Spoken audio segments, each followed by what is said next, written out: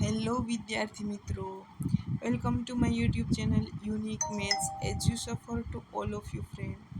Today we discussing GSSB through Statistical Assistant SA and RA research આસિસ્ટન્ટની exam જો નજીકમાં આવવાની છે એમના સિલેબસની અંદર એક ટોપિક છે પરિકલ્પના પરીક્ષણ, ટોપિક નંબર 5. એનો સબ ટોપિક છે એનોવાનો સામાન્ય અભ્યાસ. ઓકે, એનોવા અને એન્કોવા એમના વિશે વાત કરીશું, તમને તફાવત વિશે જ વાત કરીશું. સો વિદ્યાર્થી મિત્રો, તમે જો આ ચેનલની અંદર નવા જોડાયેલા છો તો ચેનલને એકવાર સબસ્ક્રાઈબ કરી દો, અને તમે હજી સુધી વિડીયોને લાઈક નથી કર્યું તો ફરી એક વખત આઈસીએસેટ વિડીયોને લાઈક કરી દો. તો આપણે આજે વાત કરીશું એનોવા, એન્કોવા, તેમના તફાવત વિશે. તો વાત કરીએ તો એનોવા જે છે એ છે વિવિધતાનું વિશ્લેષણ. શું છે? વિવિધતાનું વિશ્લેષણ. અને એન્કોવા એ શું છે તો કે કોવેરિયન્સનું વિશ્લેષણ. એ બંને જે છે આંકડાકીય તકનીકો છે જેમનો ઉપયોગ બે અથવા વધુ જૂથોના માધ્યમો વચ્ચેના તફાવતનું વિશ્લેષણ કરવા માટે થાય છે.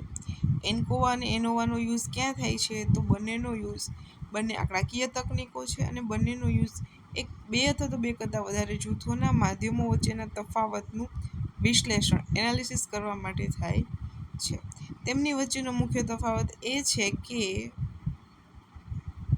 એન્કોવા વધારાના ચલોને ધ્યાનમાં લે છે જે પરિણામને અસર કરી શકે છે, જ્યારે એનોવા જે છે વધારાના ચલોને ધ્યાનમાં લેતું નથી અને પરિણામને અસર કરતું નથી. હવે જોઈએ અનોવા શું કહેવા માગે છે તો કે જે છે એ બે અથવા વધુ જૂથોના માધ્યમો વચ્ચેના તફાવતનું વિશ્લેષણ કરે છે. ધારે છે કે જૂથોમાં સમાન ભિન્નતા છે. બે અથવા વધુ જૂથોના માધ્યમો વચ્ચેના તફાવતનું વિશ્લેષણ કરે છે અને ધારે છે કે જૂથોમાં સમાન ભિન્નતા છે તો પરિણામને અસર કરી શકે તેવા કોઈ અન્ય ચલો માટે નિયંત્રણ કરતું નથી. પરિણામને અસર કરતા હોય અન્ય ચલોનું નિયંત્રણ કરતું નથી અનોવા. અને જૂથમાં સમાન ભિન્નતા છે એવું ધારીએ ત્યારની વાત છે. પછી એન્કોવા જે છે એ શું છે? એક અથવા વધુ કોવેરિયન્સ વધારાના ચલો માટે નિયંત્રણ કરતી વખતે બે અથવા વધારે જૂથોના માધ્યમો વચ્ચેના તફાવતનું વિશ્લેષણ એનાલિસિસ કરે છે. બરાબર, અહીંયા આપણે જોયું કે જે છે અનોવા જે છે બે કરતાં વધારે માધ્યમો વચ્ચેનું વિશ્લેષણ કરે છે. તેમનો મુખ્ય તફાવત એ છે કે એન્કોવા જે છે એ વધારાના ચલોને ધ્યાનમાં લે છે અને અનોવા જે છે વધારાના ચલોને ધ્યાનમાં લેતું નથી. અન્ય જે ચલો છે એના ઉપર કોઈ અસર કરતું નિયંત્રણ કરતું નથી. અને જ્યારે કોવેરિયન્સ વિશ્લેષણ એટલે કે એન્કોવા વિશ્લેષણ જે છે એ બે કરતાં વધારે ચલો ઉપર ધ્યાન આપે છે, એમનું પણ વિશ્લેષણ કરે છે. કોવેરિયન્સની અસરોને ધ્યાનમાં લેવા માટે જૂથોના જે માધ્યમો છે એમને સમાયોજિત કરે છે. સમાયોજિત એટલે જોડે છે. કોવેરિયનને આભારી ભિન્નતાને દૂર કરીને સારવારની અસરનો વધુ સચોટ અંદાજ પૂરો પાડે છે. કોવેરિયન્સ શું છે તો કે કોવેરિયન્સને આભારી જે પણ ભિન્નતા છે એ દૂર કરી અને સારવારની અસરનો વધુ સચોટ અંદાજ પૂરો પાડે છે. સારાંશમાં એટલું જ કહેવાનું છે કે એન્કોવા એ એનોવાનું જ વિસ્તરણ છે. એન્કોવા જે છે એનોવાનું વિસ્તરણ છે, કારણ કે એનોવા જે છે અનોવા જે છે એ બે કરતાં વધારે ચલો પર ધ્યાન નથી આપતું, જ્યારે એન્કોવા બે કરતાં વધારે ચલો પર ધ્યાન આપે છે. એટલે એન્કોવા જે છે એ અનોવાનું વિસ્તરણ કરી અને જે એન્કોવાને બનાવવામાં આવેલ છે. સંશોધકોને વધારાના ચલોને નિયંત્રણ કરવાની મંજૂરી આપે છે જે પરિણામને પ્રભાવિત કરે છે અને સારવારની અસરનો વધુ ચોક્કસ અંદાજ પૂરો પાડે છે. બરાબર, એન્કોવા જે છે વધારે ચલો પર ધ્યાન આપે છે માટે સંશોધકો જે છે એ એન્કોવાને એનોવાનું વિસ્તરણ કહે છે. તફાવત સમજવા માટે અહીં એક વધારે ઉદાહરણ છે કે ધારો કે આપણે ગણિતની કસોટી પર 3 અલગ અલગ શિક્ષણ પદ્ધતિઓ ABCના સરેરાશ સ્કોરની સરખામણી કરવા માંગીએ છીએ. 3 અલગ અલગ પદ્ધતિથી શિક્ષણ કરાવેલ છે ગણિત કસોટી પર, અને એમને કયા કયા સ્કોર મળ્યા છે એ સ્કોરનું સરખામણી કરી અને પછી સરખામણી કરવામાં આવે છે. તો ANOVA અન્ય કોઈ પણ પરિબળોને ધ્યાનમાં લીધા વિના 3 જૂથોના સરેરાશ સ્કોર વચ્ચેના તફાવતનું વિશ્લેષણ કરશે. બીજો કોઈ પરિબળોને ધ્યાનમાં લેશે નહીં. પણ ANCOVA શું કરશે તો કે બીજી બાજુ અગાઉના